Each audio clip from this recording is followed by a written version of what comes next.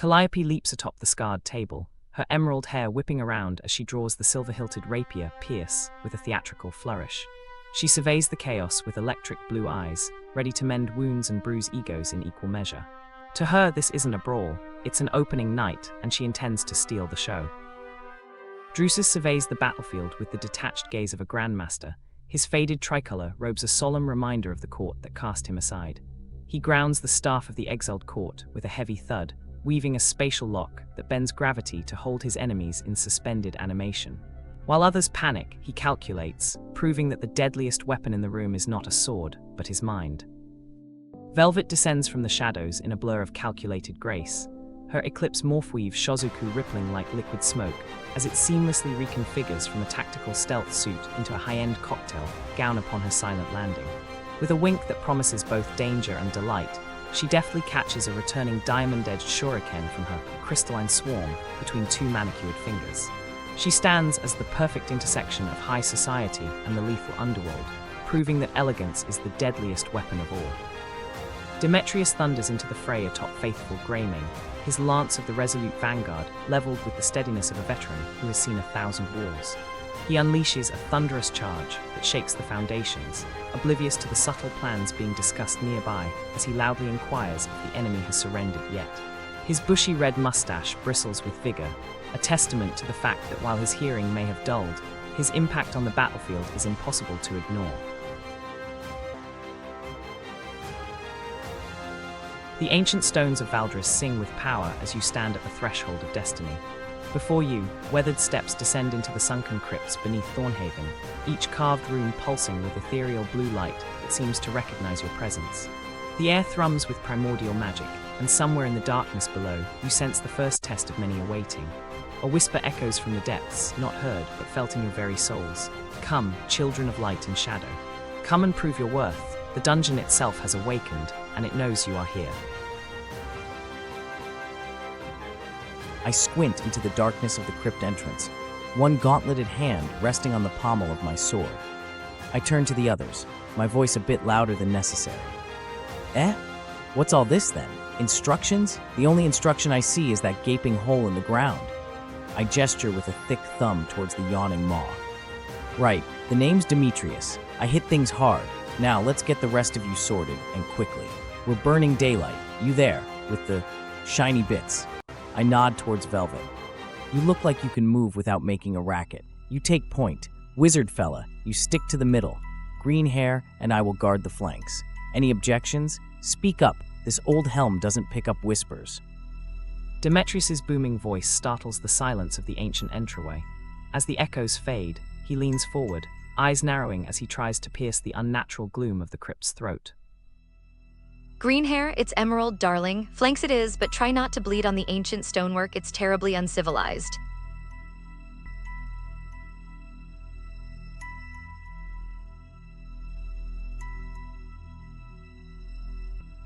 Demetrius leans dangerously far over his saddle, peering into the yawning abyss.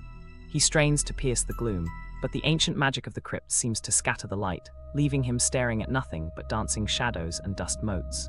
He blinks rapidly, unable to distinguish a statue from a stalagmite, his confidence far outpacing his vision. Ha, clear as a summer's day. There's nothing down there but dust and old memories. Let's move. I'll take a closer look just in case our enthusiastic friend here missed something, I say with a glance at Demetrius, a hint of amusement dancing in my voice. With a fluid motion, I slip into a crouch, my eyes narrowing as I focus on the shadows below. My gaze darts back and forth, searching for any sign of movement or hidden danger, my senses heightened as I prepare to scout ahead. Velvet moves with the silence of a falling shadow, crouching at the precipice where the stone steps vanish into the gloom. While the cavalier sees only darkness, she seeks the patterns within it.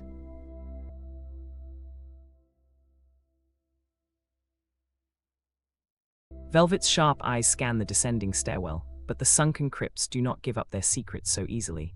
The shadows below are dense and unnatural, shifting like oil on water, confounding her depth perception. To her trained gaze, the path ahead appears empty, suspiciously so, devoid of tripwires, pressure plates, or lurking threats. The silence that follows is heavy, pressing against your eardrums with the weight of the earth above. Let us proceed with caution, my friends. The silence of the crypts is as unsettling as it is unusual. I sense that we are not alone, and the shadows themselves may hold more danger than any trap or beast. Clear as a summer's day indeed, I murmur, my voice dripping with theatrical skepticism as I glance at Demetrius, then back at the ominous darkness. My hand goes to the hilt of Pierce, a subtle hum beginning to emanate from the silver. For a blind badger, perhaps, Drusus is right, this silence is quite rude, really. Nobody likes an unannounced ambush. Still, if we must plunge into the depth, someone has to make sure nothing untoward nips at our heels. With a subtle, almost imperceptible roll of my eyes, I fall into position, ready to guard the rear with a flourish.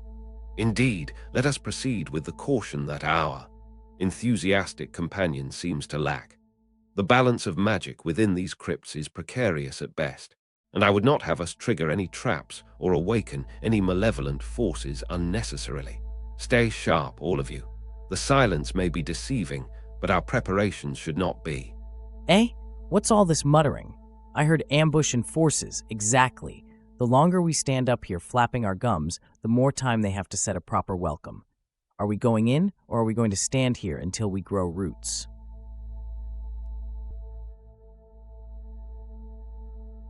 Velvet's gaze lingers on the darkness for a moment longer, her thoughts racing with the potential dangers that could be lurking just out of sight. With a subtle nod to herself, she rises from her crouch, her movements fluid and deliberate. "I'll take point," she says, her voice low and even, and scout ahead quietly as ordered. "Let's move, but cautiously. The crypts may be waiting for us, but that doesn't mean we have to rush into their arms." Ha! That's the spirit. Did she say something about arms? Good, means they're armed, and that means a proper fight. Onward. Stop your muttering and follow the lass. Enough, Demetrius. Your enthusiasm is admirable, but let us not forget the value of caution. We are not merely charging into battle. We are delving into the unknown, where strategy and wit are as crucial as steel and spell. The descent is not merely a journey downward, but a transition between realities. The daylight above is swallowed by a gloom that smells of ozone and crushed velvet. As Velvet's boot touches the floor of the first chamber, the dungeon inhales. A wave of cold air rushes past you, extinguishing normal torches but igniting dormant runes etched into the walls. You stand in the antechamber of echoes. The stairs behind you do not vanish, but the shadows deepen, making the return journey look far more daunting than the descent. Ahead, the path is blocked by a massive stone door with no handle, only a depression in the center shaped like a human hand, currently glowing with a faint, hungry pulse. Drusus steps closer, the light from his staff reflecting off the obsidian surface.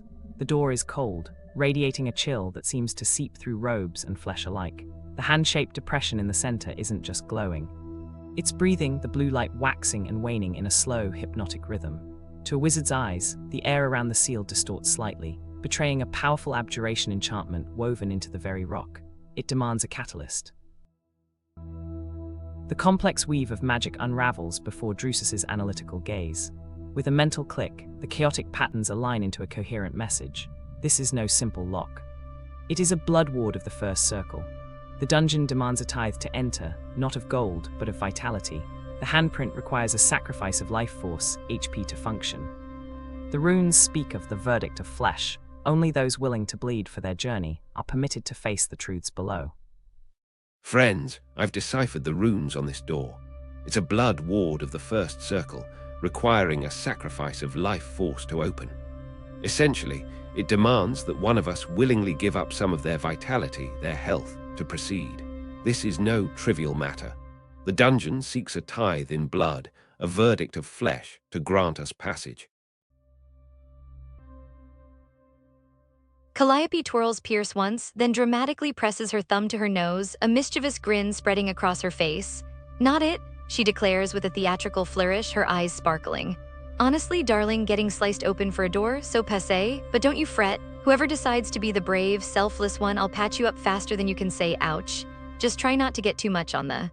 well, anything valuable, really. Bleeding everywhere is so untidy."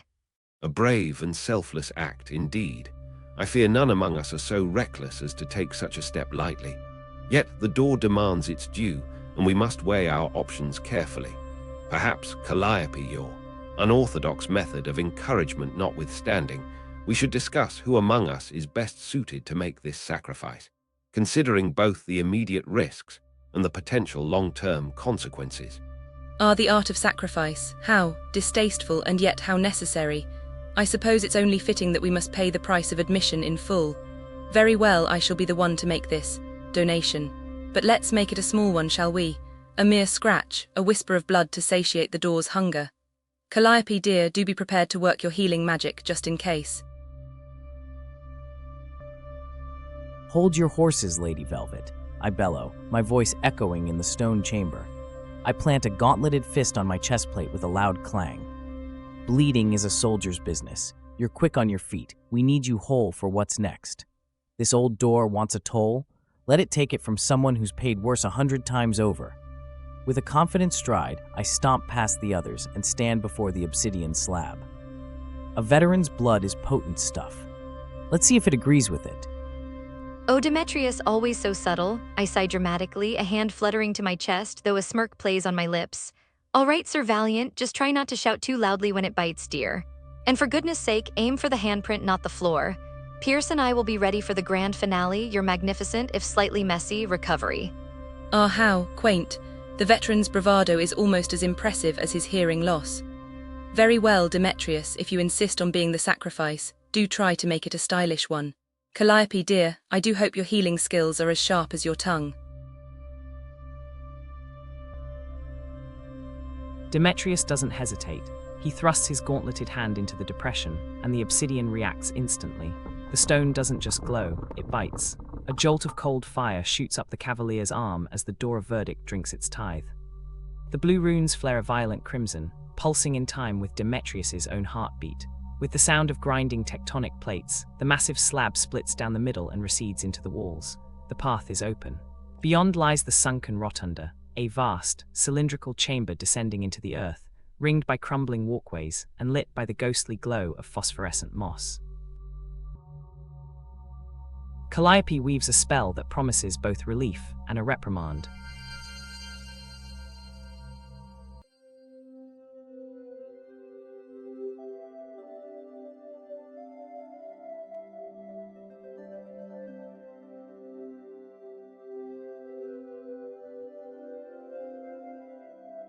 Eh? What's all this glowing about? Save your parlor tricks, lass, 'tis but a scratch. Calliope's magic strikes true, not with the gentle warmth of a cleric's prayer, but with the bracing shock of a slap to the face. A jolt of emerald energy arcs from Pierce, stinging Demetrius's arm. The wound from the bloodlock sizzles and knits together instantly, leaving behind fresh skin and the lingering sensation of being scolded by a magical aunt. I rub my newly healed arm, my mustache bristling. Gah, woman, are you healing me or trying to get my attention? Felt like a hornet sting. Still, can't argue with the results.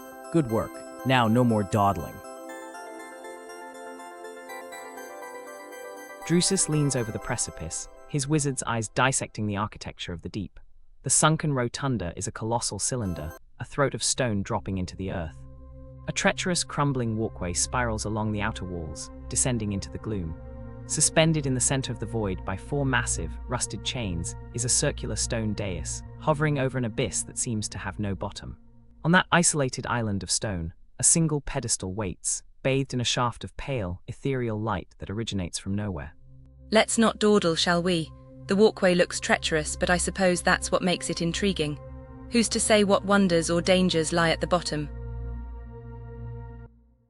Velvet narrows her eyes, her vision zooming in with the precision of a hawk spotting prey. Across the chasm, the silent pedestal is not merely decorative. Resting upon the cold stone is a massive, rough-hewn ruby the size of a human heart. It doesn't just sit there, it pulses. A faint, rhythmic crimson light expands and contracts from its core, synchronizing with the strange, subsonic thrumming that vibrates through the soles of your boots. It beckons, shining like a drop of fresh blood in the gloom. To Calliope's healer's eye, the sanguine heart is a disturbing paradox. It is a gemstone, yes, but it behaves like an organ in distress. The ruby is warm to the gaze, thrumming with a feverish, arrhythmic beat that echoes the erratic pulse of a dying patient. Veins of dark, necrotic energy spiderweb through the crimson facets, suggesting that this object acts as a filter, or perhaps a prison, for the life force stripped from those who enter. It feels uncomfortably alive. I gaze intensely at the sanguine heart, my eyes narrowing as I begin to analyze its necromantic signatures. This object is no ordinary gemstone, I mutter to myself. It holds the essence of life and death within its depths. I must decipher its secrets and understand the purpose it serves within this ancient dungeon. Drusus centers his mind, filtering out the ambient gloom to focus entirely on the ruby's dark resonance. Drusus's mind peels back the layers of reality. The ruby isn't just a gem, it's a vitality anchor. He sees spectral red capillaries extending from the stone, wrapping around the massive rusted chains that suspend the platform over the void. The pulsing isn't random, it's the heartbeat of the dungeon itself, feeding on the life force of those who enter to keep the structure intact. Tampering with it could destabilize the entire rotunda, or perhaps trigger a defense mechanism from the hungry spirits trapped within. Friends, I fear we must tread with utmost caution. The sanguine heart is no ordinary gemstone, but a vitality anchor, pulsing with the very life force of the dungeon. Tampering with it could have catastrophic consequences, destabilizing the rotunda or triggering a defense mechanism that could prove disastrous for us all. I tap a finger thoughtfully against Pierce's hilt, my electric blue eyes narrowed at the pulsing ruby. A vitality anchor, you say, Drusus? How intimate. So this delightful little trinket is the dungeon's very own pacemaker, and we're to avoid giving it a heart attack. Splendid, just when I thought this place couldn't get any more dramatic. All right, everyone, try not to jiggle the life support system, won't you? Nobody wants to fall to their untimely doom, especially not before I've had a chance to properly assess the fall fashion for the lower levels. I glance pointedly at Demetrius, a silent warning against any sudden, boisterous movements. Demetrius, I implore you, do not be rash. We must consider the consequences of our actions. This vitality anchor is not a foe to be vanquished, but a delicate balance to be respected. Let us proceed with caution, lest we unravel the very fabric of this dungeon. Eh? What's that chattering? I bellow, cupping a hand to my helmeted ear. You're pointing at me, lass. Something about a heart attack? Ha! A fine plan. We march down there and give that big red rock a heart attack of its own with the point of my spear. Given the fragile nature of our surroundings, I say, my purple eyes fixed intently on the sanguine heart, I suggest we proceed with the utmost care. Drusus, can you sense any hidden mechanisms or triggers that we should be aware of? And Calliope, perhaps your unique perspective could help us navigate this delicate situation. I glance at Demetrius, my expression a mask of calm caution. Let's avoid any enthusiastic outbursts, shall we? My unique perspective, you ask? Darling, it's always one of refined taste and impeccable timing. And right now my taste says we don't poke the dungeon's heart with a stick or a spear, Demetrius. It's uncouth. We need to descend, certainly, but with all the delicate grace of a butterfly landing on a freshly baked souffle. Drusus, any sense of a bypass or perhaps a rather elegant switch? Because if we're going to flirt with disaster, I'd prefer it to be a dance, not a stumble. Indeed, a delicate dance is what we must perform, lest we suffer the consequences of our own recklessness. As for hidden mechanisms, I sense a complex web of magical triggers and wards, designed to protect the sanguine heart and maintain the balance of the dungeon's energies. However, I also perceive a faint resonance, a harmonic frequency that, if attuned to, could potentially allow us to bypass or disable these triggers, permitting a more elegant descent. Restrained by the collective wisdom of the party, Demetrius lowers his spear with a grumble, though his eyes still warily track the pulsing gem. Drusus's staff begins to vibrate, acting as a tuning fork for the invisible geometry of the room. As he focuses on the harmonic frequency, hidden sigils flare to life along the treacherous spiral descent, resonance nodes. These are the steps of the dance Calliope spoke of. To reach the bottom without triggering the dungeon's defense mechanism, you must move from node to node, attuning to the rhythm of the stone. I carefully examine the resonance nodes, focusing my mind on the harmonic frequency that will allow us to bypass the sanguine heart's wards and begin to guide the party towards the first node, my staff at the ready to tune us into the rhythm of the stone. Drusus leads the way down the treacherous spiral, his steps measured to avoid disturbing the loose stone. He halts before the first resonance node etched into the damp wall.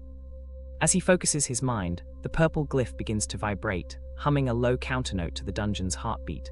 The sanguine heart below seems to stutter in its rhythm, sensing the interference. Now the wizard must lock the frequency to create a safe zone for the others. Shadows are stirring, friends. Let's hope Drusus's tune is more appealing to us than whatever is lurking in the dark. Oh, how utterly predictable. The dungeon just can't resist a dramatic entrance, can it?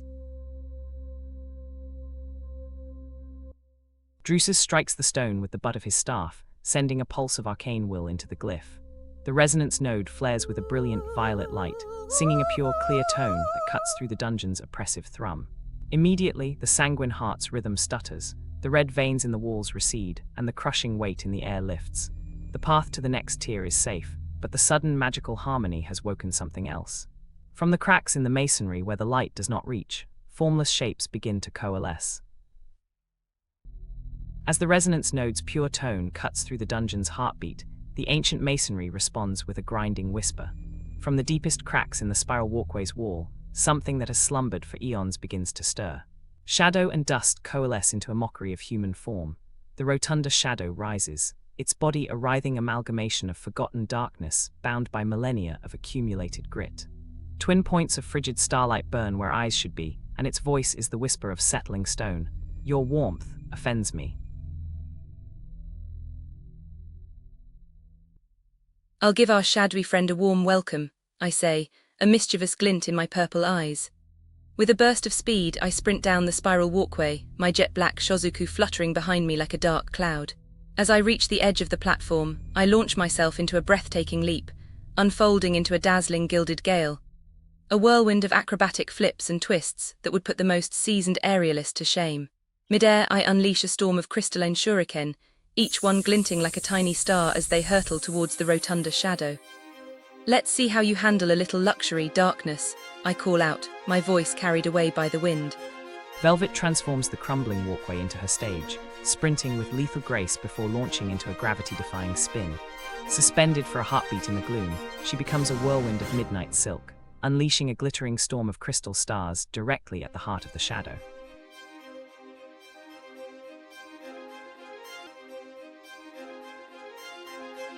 Velvet's aim is true. The crystalline stars slash through the gloom, embedding themselves in the creature's shifting mass.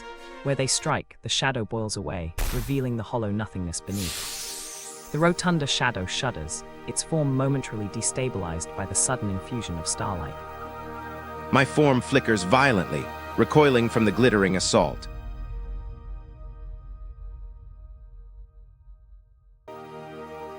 The force of the impact is absolute. The crystalline swarm doesn't just cut the shadow, it unravels it. With a sound like tearing silk, the rotunda shadow is ripped apart by the barrage of starlight. It thrashes once, a silent scream etched in the dust, before detonating into a harmless cloud of grey grit that slowly settles around Velvet's boots. The threat is neutralized in a single, breathless heartbeat, leaving only the fading chime of crystal on stone. Ah, the dust of battle, how distasteful and yet how familiar. Drusus leans over the spot where the entity stood only moments ago. The rotunda shadow is no more. Velvet's crystalline barrage has reduced the ancient malice to a heap of inert, cold particulate. It looks less like a creature now, and more like the sweepings of 1,000 years of neglect, though the air above it still feels unnaturally frigid. Amidst the grey powder, the creature's solidified claws remain, dense, jagged chunks of compressed dungeon grit that didn't disintegrate with the rest of its form. I wrinkle my nose delicately at the pile of dust, as if it personally offended my sense of aesthetics. Demetrius reaches into the pile of unnatural remains. The dust feels less like ash and more like ground bone, cold and coarse against his gauntlets. Buried within the heap, Velvet's crystalline star hums with a faint, surviving light, untouched by the corruption it destroyed. As he retrieves the delicate weapon, his fingers also brush against something harder. The creature's jagged, solidified claws, which remain intact and heavy, like petrified stone. Ah, thank you, Demetrius. You're as chivalrous as you are, deaf to subtlety. Drusus levitates the jagged remnants for closer inspection. The grit claws are a paradox of alchemy, dust and neglect, compressed into a material as hard as iron by sheer malevolent will. They are terribly cold to the touch, sucking the heat from the air around them. While the shadow itself has dissipated, these talons remain as physical evidence of the dungeon's ability to give solid form to its own decay. They hum with a faint necrotic resonance that a skilled artisan or a necromancer might find useful. Calliope Cali Vein, I eye the jagged grit claws. Drusus is levitating, a theatrical shudder running through me. Well, aren't those a charming souvenir? One might even say rustic. Does anyone fancy a new paperweight made from solidified gloom? Or are we going to leave the dungeon with more style than a pile of ancient dust? More importantly, Drusus, do you think they're worth enough to justify the sheer ugliness of carrying them? Ah, Calliope, your taste in aesthetics is as refined as ever. But let us not dismiss the potential value of these grit claws so readily. The necrotic resonance they emit could be a valuable resource for one skilled in the darker arts, and I suspect they may hold more significance than mere ornamentation. As for their ugliness, I think it a small price to pay for the potential benefits they may bring. Ah, but that's where you're both wrong, my friends. The true value of these grit claws doesn't lie in their utility or their aesthetics, but in their rarity and the story they tell. They're a testament to the darkness we've overcome, a reminder of the shadows we've danced with, and for that they're priceless, to me at least. Smiling, eyes glinting with interest. Eh? What's all this nattering? Price? Value? Are you trying to sell that pile of rocks? Ha! Useless. Won't hold an edge, too brittle to make a decent shield boss. It's dungeon refuse, nothing more. We're wasting time standing here jawing about it. Let's get moving before more of these dust bunnies show up. Oh, Demetrius, darling, dust bunnies is rather a quaint term for something that just tried to turn us into a very unstylish pile of, well, dust. But I suppose you wouldn't know a priceless memento from a particularly jagged doorstop, would you? Still, you're quite right. No need to spend all day debating the merits of dungeon decor when there are more fashionable dangers awaiting us below. Indeed, let's not linger on the aesthetics of our surroundings, shall we? The true beauty lies not in the decay, but in the art of navigating it with style and finesse. Drusus, if you're done examining those claws, I suggest we proceed with caution and a bit of flair, of course. Smiling, adjusting her shozuku with a delicate touch. The banter fades into the damp air as the party heeds Demetrius's gruff command. Leaving the pile of settling dust behind, you descend further down the spiral walkway.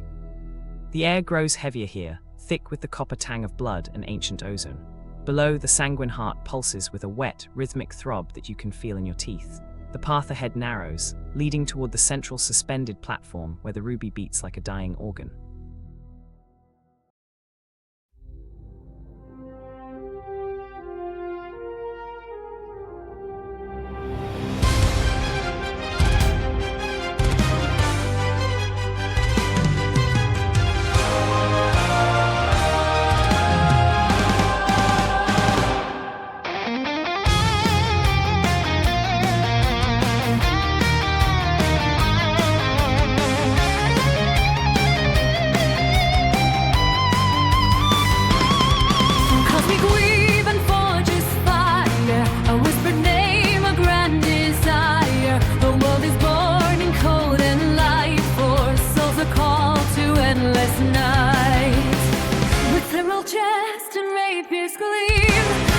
Upon this waking dream, I gaze a spark of shocking blue. I'll mend your wounds and mock you too. A violet flash, a silver tongue, my scathing ballad has begun. An exile cord, a staff of oak, the silent, patient words I spoke, where others see but brawl and strife. I bind the threads of death and life, let brevity become my chain, my mind a storm of thoughtful rain. A whisper clad in midnight silk, a shadow born of moon and milk, from stealthy suit to cocktail gown, a diamond storm to bring them down. With gilded grace I leap and fly, a deadly perfect lullaby. I hear ink on my voice is brass, like foolish whispers fade and pass. Atop my steed with leveled lance, I seek no strategy or dance. The thunderous charge, a simple plea, have you surrendered yet to me? For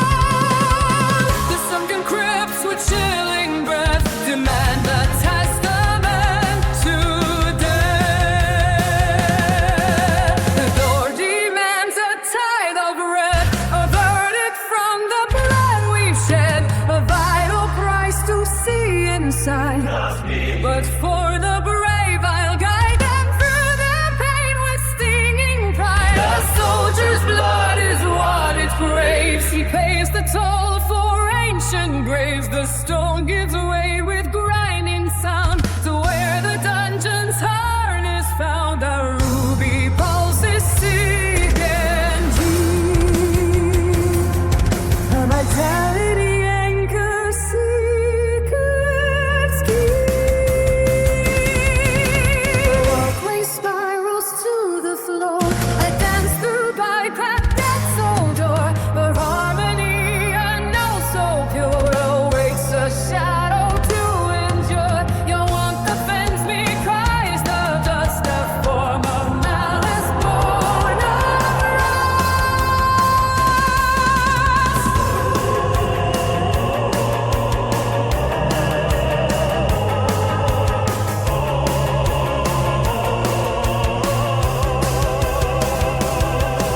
a warm welcome, and I'll send to thee a gilded gale for all to see. A storm of crystal sharp and bright unravels darkness in the light.